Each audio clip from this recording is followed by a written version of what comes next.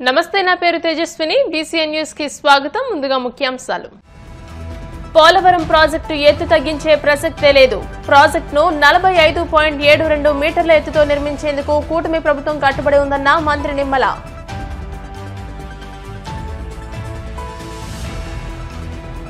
EC ఎన్నికలను boycott చేసిన YCP party తరపున ప్రకటించిన ఎమ్మెల్యే పెద్దిరెడ్డి రామచంద్రారెడ్డి.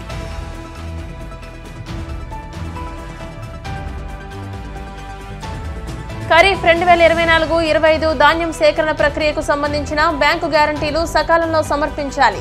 రైస్ మిల్లర్లకు కాకినాడ జిల్లా జాయింట్ కలెక్టర్ రాహుల్ మీనా సూచనలు.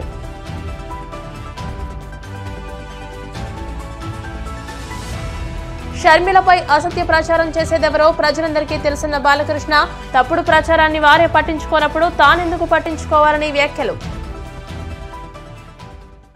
పోలవరం ప్రాజెక్టు ఎత్తు తగ్గించే ప్రసక్తే లేదని జలవనరుల శాఖ మంత్రి నిమ్మల రామానాయుడు తేల్చి చెప్పారు. ముందుగా నిర్ణయించినట్లే ప్రాజెక్టు 45.72 మీటర్ల ఎత్తుతో నిర్మించేందుకు కూటమి ప్రభుత్వం కట్టుబడి ఉందన్నారు. గత ప్రభుత్వమే ఆ ప్రాజెక్టు ఎత్తును 41.15 మీటర్లకు తగ్గించిందని ఏపీ శాసన మండలిలో వైసీపీ సభ్యుల ప్రశ్నలకు మంత్రి సమాధానమిచ్చారు. కేబినెట్లో ఆమోదించడం సహా తగ్గించిన ఎత్తు ప్రకారం కావాల్సిన నిధులను విడుదల చేయాలని అప్పటి సీఎం జగన్ కేంద్ర ప్రభుత్వానికి లేఖలు రాశారని తెలియజేశారు. ఇందుకు సంబంధించిన ఆధారాలను ఆయన సభలో చూపించారు. వాస్తవాలు ఈ సభకే కాదు, సాక్షాత్తు ఆంధ్రప్రదేశ్ రాష్ట్ర ప్రజలందరికీ కూడా వాస్తవాలు తెలియవలసిన అవసరం ఉంది అధ్యక్ష. పోలవరం ప్రాజెక్టు గురించి ఈవేళ మరి వాళ్ళు మాట్లాడుతూ ఉంటే ఏదో రావణాసుడు వచ్చి రామాయణం చెప్పినట్టుగా ఉంది అధ్యక్ష. ఎందుకు ఈ మాట చెప్తూ ఉన్నానంటే, ఇప్పుడే గౌరవ సభ్యులు చెప్పారు ఏదైతే పోలవరం ఎత్తు మరి 41.15 మీటర్లకి తగ్గించారు, దాని యొక్క ప్రాజెక్ట్ అలా బ్యారేజీగా మారిపోయింది అని ఏదైతే గౌరవ సభ్యులు ఏదైతే చెప్పారో అధ్యక్ష, నేను చాలా క్లియర్ గా ఈ సభ ద్వారా ఈవేళ ఈ రాష్ట్రానికి ప్రజలకి కూడా తెలియజేస్తా ఉన్నాం. ఎందుకంటే వీళ్ళకి ఒక పత్రిక ఉంది, ఆ అవినీతి పత్రిక చెప్పినటువంటి విషయాలనే వీళ్ళు సభలో మాట్లాడుతూ ఉంటారు అధ్యక్ష. ఇదిగో పోలవరానికి ఊరేని వీళ్ళ అవినీతి పత్రిక అధ్యక్ష. ఆ విషయాల్ని ఇప్పుడు కొత్తగా ఏం చెప్పలేదు, ఇందులో ఉన్నటువంటి అన్ని కూడా చదివి వినిపించారు అధ్యక్ష గౌరవ సభ్యులు. నేను అడుగుతూ ఉన్నా డైరెక్ట్ గా, ఏదైతే పార్టీ 1.15 మీటర్లు తగ్గించారని ఏదైతే మీరు చెప్తూ ఉన్నారో, 2019 వరకు తెలుగుదేశం ప్రభుత్వం రాష్ట్రంలో అధికారంలో ఉంది.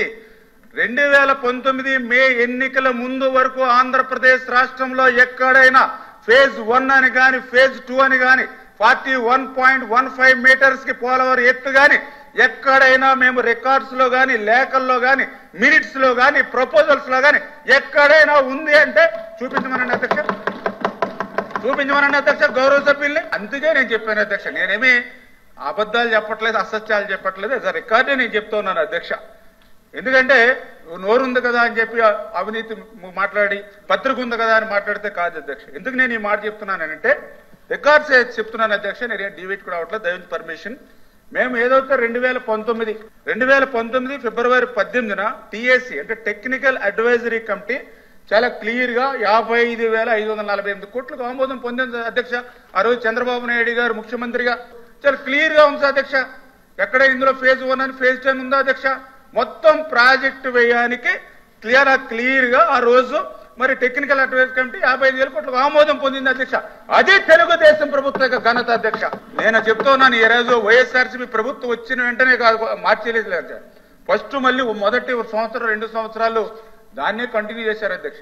దానికి ఉదాహరణ కూడా మరి చాలా క్లియర్ గా 2020 సంవత్సరం అంటే ఏదైతే అప్పటి వరకు ఫేజ్ 1 ఫేజ్ 2 అనేది ఏదైతే లేకుండా ఉందో 2020 వరకు కూడా అది కంటిన్యూ అయింది అధ్యక్ష. ఎందుకు నేను ఆ మాట చెప్తున్నానంటే 2020లో మరి ఆ రోజు ఏదైతే ఆర్సీసీ మరి కమిటీ ఏదైతే ఉందో మరి ఆ రోజు కూడా 47,617 కోట్లుగా అధ్యక్ష రికార్డ్స్ ఉన్నాయి. మీరేం రికార్డులు పంపించక్కర్లా, నా దగ్గర కూడా మొత్తం రికార్డులు ఉన్నాయి.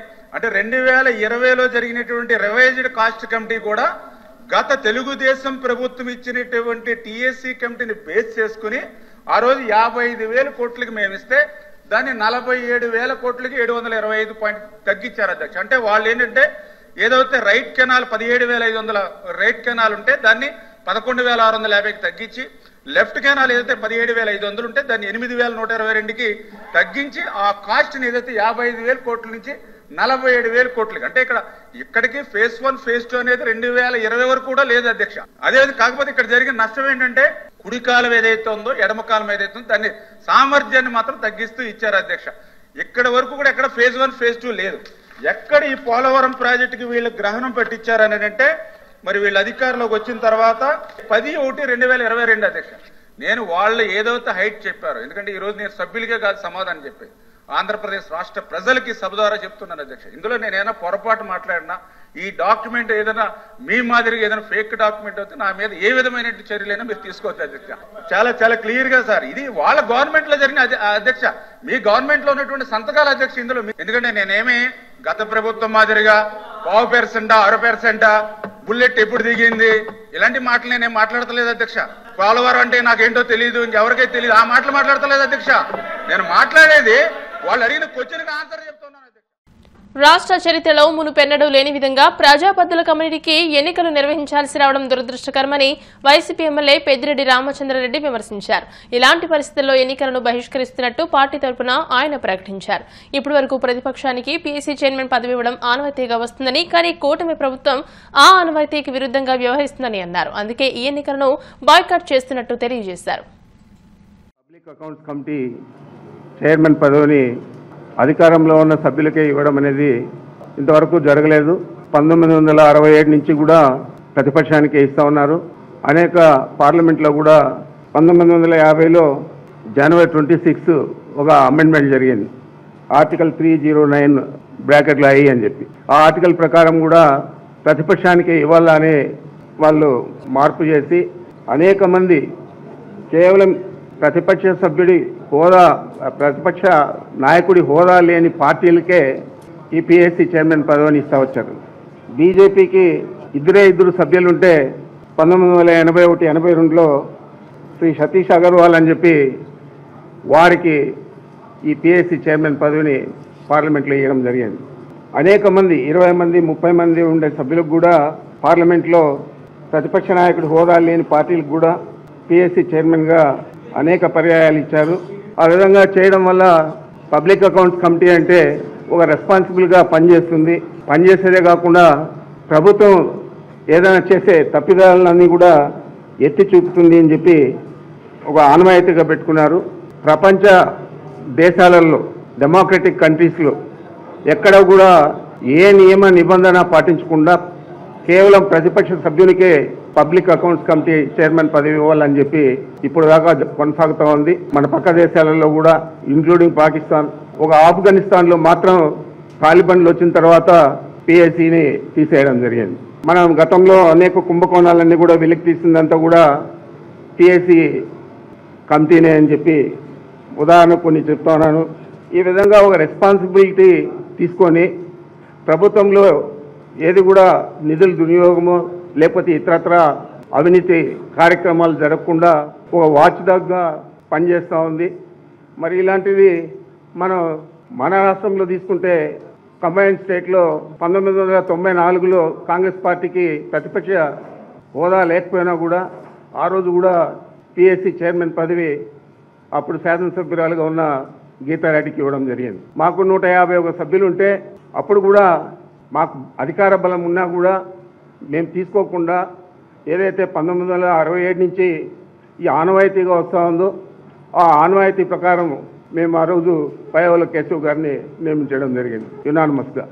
మరి ఈ విధంగా ఒక ఆనవాయితీ ప్రకారం వచ్చేదాన్ని అంతా కూడా తప్పుదోవ పట్టించి పిఎస్సి చైర్మన్ పదవి అధికారంలో ఉండే వాళ్ళే తీసుకుంటే దానికి ఏం న్యాయం జరుగుతుందని చెప్పి నేను అడుగుతా ఉన్నాను.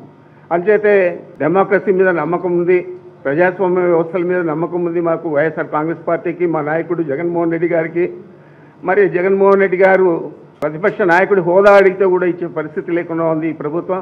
ఈరోజు అతను కోర్టులో వేస్తే దానికి ప్రభుత్వం రిప్లై కూడా పిటిషన్ వేయలేదు. ఇలాంటి పరిస్థితుల్లో మేము ఈరోజు ఈ పిఎస్సి కమిటీకి ఎన్నికలు నిర్వహించడం దురదృష్టంగా భావించి దీన్ని బాయ్కాట్ చేస్తూ ఉన్నామని చెప్పి మీ ద్వారా తెలియజేస్తా ఉన్నాను. జిల్లాలో ఖరీఫ్ 2024-2025 ధాన్యం సేకరణ ప్రక్రియకు సంబంధించి రైస్ మిల్లర్లు బ్యాంకు గ్యారంటీలు సకాలంలో సమర్పించారని కాకినాడ జిల్లా జాయింట్ కలెక్టర్ రాహుల్ మీనా అన్నారు. కాకినాడ కలెక్టరేట్లో ఖరీఫ్ 2024-25 సీజన్ ధాన్యం సేకరణ సన్నద్ధతలో భాగంగా జిల్లాలోని రైస్ మిల్లర్ల అసోసియేషన్ ప్రతినిధులతో అధికారులతో కలిసి జేసీ రాహుల్ మీనా సమావేశాన్ని నిర్వహించారు. రైతు సేవా కేంద్రాల ద్వారా రైతుల వద్ద కొనుగోలు చేసిన ధాన్యాన్ని రైస్ మిల్లులకు తరలింపు, గోను సంచులు, బ్యాంకు గ్యారంటీలు, CMR తదితర అంశాలపై రైస్ మిల్లర్లతో జేసీ చర్చించారు.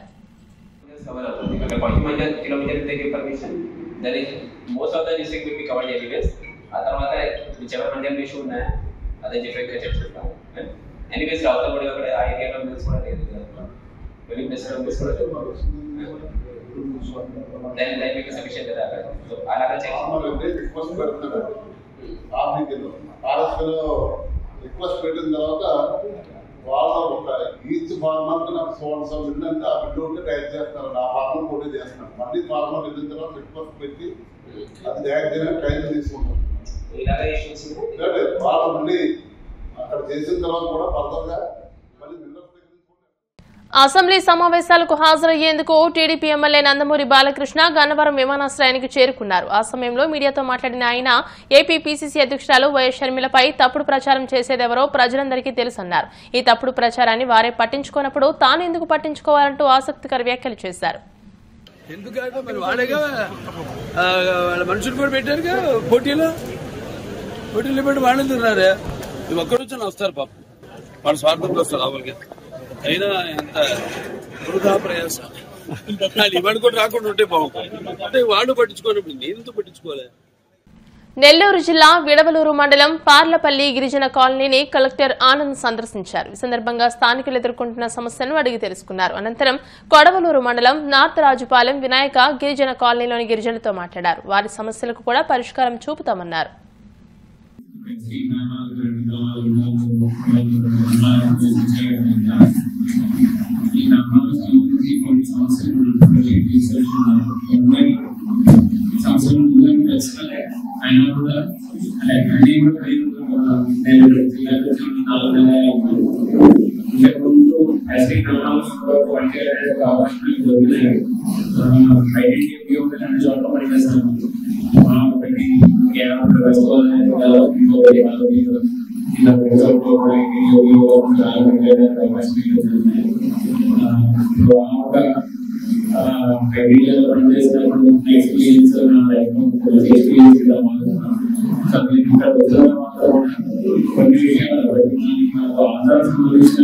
సమస్యలు ట్రైబల్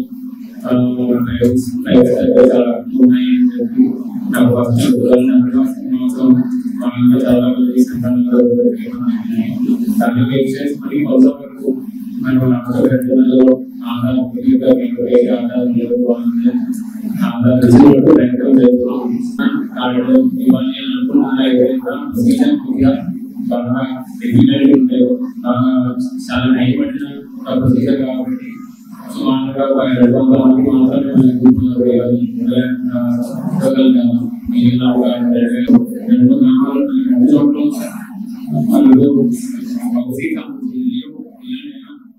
ఇప్పుడు కాసేపు ప్రకటనలు.